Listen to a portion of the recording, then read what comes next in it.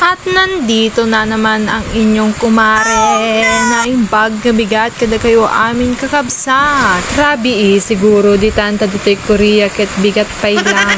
Mangrugi man nga ruden ti estudyanteng maestra kusinera tindera at chismosa isang pangarap. Sabi nila kung ang pagkain ay tapon ulo, kain katawan na isang hipon. At ang kain ulo, tapon katawan ay lollipop. Ano naman ang tapon buto? Di manguvado, mango at avocado. Sabi nga ng kapatid ko, gusto niya daw ng avocado. Paano yan? Gusto ko naman ng mango. Kaya yan, gumawa ako ng manguvado. Kung hindi nyo nga alam yon mga kaariwawa, maging ako'y hindi sigurado.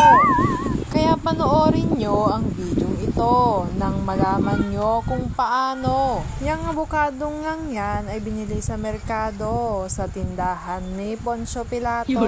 Samantala, yang manggay mula sa hasyenda namin. Kung bibili nga kayo'y pasensya na dahil nabenta na namin. Hindi ang mangga kundi ang lupa.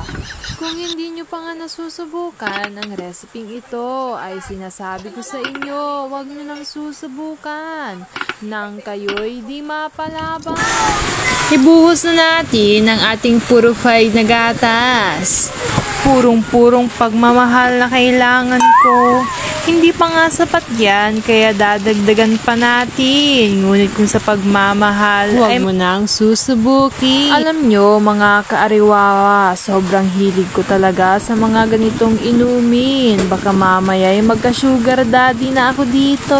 So nice. Dinagdagan ko pa nga ng 18 karat na gold nang maisanla ko naman ng inuming to. Wow! Saan ba pwede, mga kaariwawa? Sa junk shop o sa phone shop ba? Marami na nga akong nasabi, kaya ito'y tapos na ang ating inumin.